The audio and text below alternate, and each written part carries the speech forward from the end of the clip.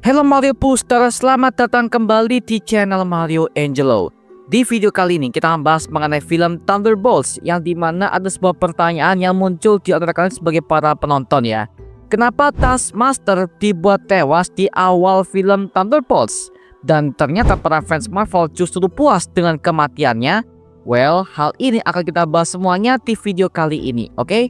So Mario Booster, let's break down this video.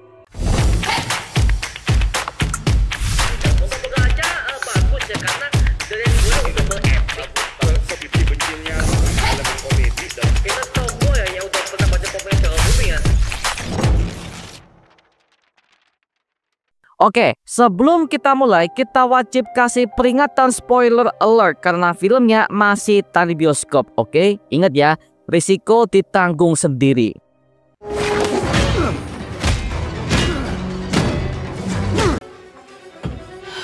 There you are. Now what? Jadi memang film Thunderbolts ini menghadirkan berbagai macam para villain yang terlupakan di MCU untuk hadir sebagai seorang tentara bayaran yang diketuai langsung oleh Valentina Allegra de Fontes sebagai perwakilan negara untuk menyelamatkan dunia. Tapi ternyata mereka semua hanya jadi kambing hitam saja untuk menutupi semua kedoknya yang telah diendus oleh pemerintah Amerika Serikat untuk memenjarakannya. Dan akhirnya kita mendapatkan ada beberapa member yang join kepada tim Thunderbolts yang satu ini. Ada Yelena Belova, US Agent, Ghost, Red Guardian, Sentry, serta Taskmaster. Yang dimana akhirnya Taskmaster juga hadir ke film ini dengan kostum barunya yang jauh lebih fleksibel dalam pergerakannya. Dan juga dia mampu untuk menurunkan semua gerakan lawan-lawannya dengan mudah. Tapi siapa sangka bahwa di awal adegan film inilah dia ditembak mati oleh Ghost dengan segitu mudahnya di bunker Oxy Group tersebut. Nah, pertanyaannya, kenapa Marvel Studios ini memasukkan adegan konyol ini untuk tokoh sekelas Taskmaster? Nah, sebenarnya ini adalah hal yang dimana Marvel berusaha untuk roasting produk mereka sendiri dengan cara membuang tokoh ini secara tidak terhormat untuk para fansnya. Yang dimana kita tahu bahwa Taskmaster di versi MCU ini sejak awal untuk menuai kontroversi yang pertama kali muncul dalam film Black Widow tahun 2021 kemarin. Nama aslinya adalah Antonia Dreykov, yang dimana dia merupakan pembunuh terlatih yang di brainwash otaknya oleh papanya sendiri, yang merupakan pendiri dan juga sekaligus pengelola sebuah klub rahasia yang bernama Red Room yang bernama General Dreykov. Say hello.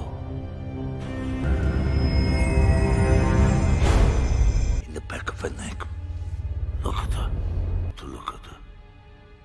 Teknik pengindahan Taskmaster ini adalah bisa menirukan semua gerakan gaya bertarung mereka dengan bantuan teknologi dan juga AI yang ada pada kostumnya tersebut. Yang dimana hal ini sangat berbeda jauh dengan versi komik aslinya yang pertama kali muncul dalam komik The Avengers is nomor 195 yang dirilis pada tahun 1980-an.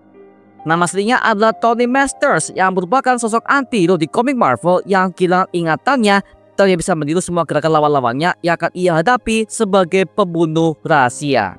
Bahkan Taskmaster ini seringkali melawan berbagai macam para anggota Avengers, terutama kepada Spider-Man dalam semua kisah komiknya. Maka dari itu Taskmaster dianggap sebagai anti-hero yang sangat-sangat berkelas sekali dan juga terlatih seperti Punisher alias Frank Castle. Dan tiba-tiba pihak MCU itu akhirnya memberikan sebuah skrip awal untuk film Black Widow tahun 2021 kemarin dengan konsep tokoh Taskmaster dibuatkan ke versi perempuan, yang justru hal ini akhirnya menimbulkan kericuan kepada para fans Marvel yang lainnya. Karena maaf ya, di versi komik, di versi mainan, bahkan di versi game, Taskmaster tidak ada versi perempuan sama sekali. Dan kalau kalian sadar ya, di zaman MCU Multiverse Saga ini setelah pandemi COVID-19, Disney langsung fokus kepada agenda feminisme dan juga LGBTQ dengan tujuan untuk politik kesetaraan gender yang ada di Amerika sana. Makanya gak heran ya, di MCU Multiverse Saga ini banyak project Marvel yang gagal untuk menampilkan tema feminisme yang berlebihan seperti She-Hulk, Quantumania, Thor Love and Thunder, dan masih banyak lagi ya. Maka dari itu, dikarenakan Marvel udah gagal menciptakan Taskmaster di versi MCU ini, Jadi mereka mengambil sebuah keputusan untuk Taskmaster ini akan dibunuh di awal film Thunderbolts ketika mereka semuanya bertarung di bunker Oxy Group yang dijebak oleh Valentina sendiri. Alasan Marvel melakukan ini semuanya karena mereka mendengarkan semua para fansnya. Karena buat apa tokoh seperti itu yang galaku ini dipertahankan? Maka mereka membuatkan skrip konyol seperti ini sebagai bentuk sarkastik kepada produk mereka sendiri yang telah mereka ciptakan, namun berujung kegagalan di mata para fans itu sendiri.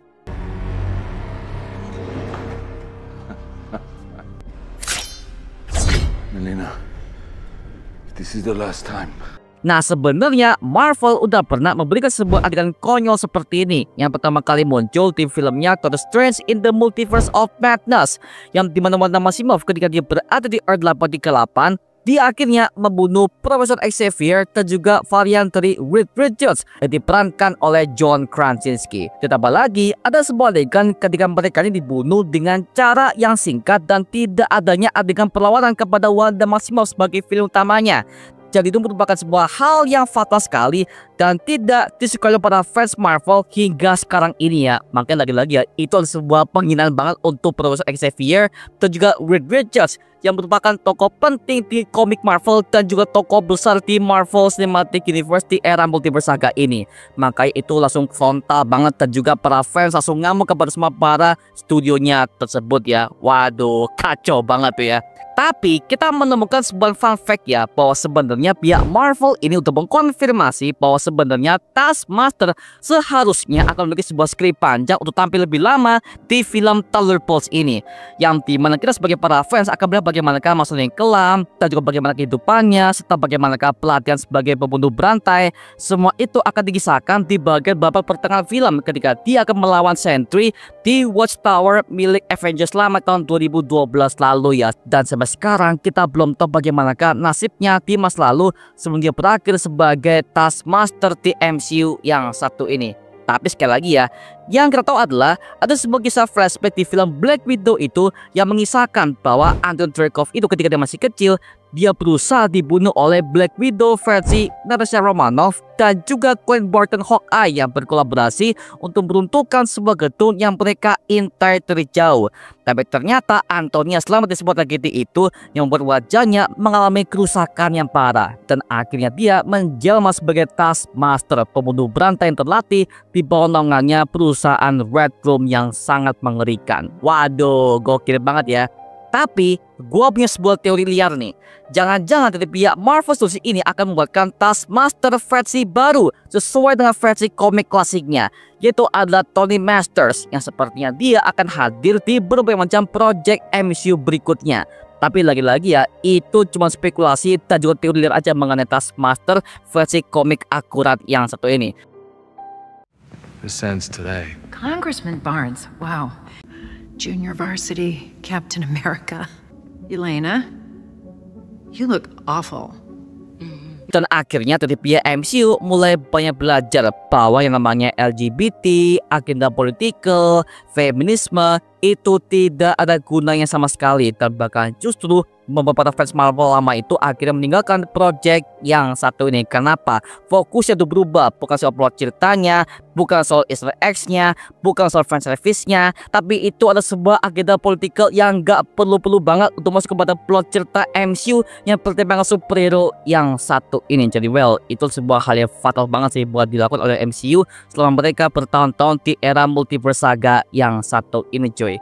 Tapi well, gue sebagai fans Marvel bisa gue katakan bahwa di tahun 2025 ini Marvel udah kembali kepada track awalnya, yang dimana hal ini bisa kita lihat di serialnya Daredevil Born Again dan juga Captain America Brave New World serta film Thunderbolts yang satu ini, yang dimana ketika film dan juga serial ini udah mengandung sebuah plot cerita yang dalam, konflik yang mengintimidasi, serta villain yang cukup mengesalkan, dan juga ending dan juga post credit scene yang juga akhirnya kembali kepada formula awal MCU zaman dulu pak. Artinya apa? Artinya Marvel udah mulai sadar bahwa mereka akhirnya udah mulai mengerti bagaimanakah plot cerita mereka dan juga mulai mengerti bagaimanakah alur akhir di jalur MCU Multiverse Saga yang satu ini.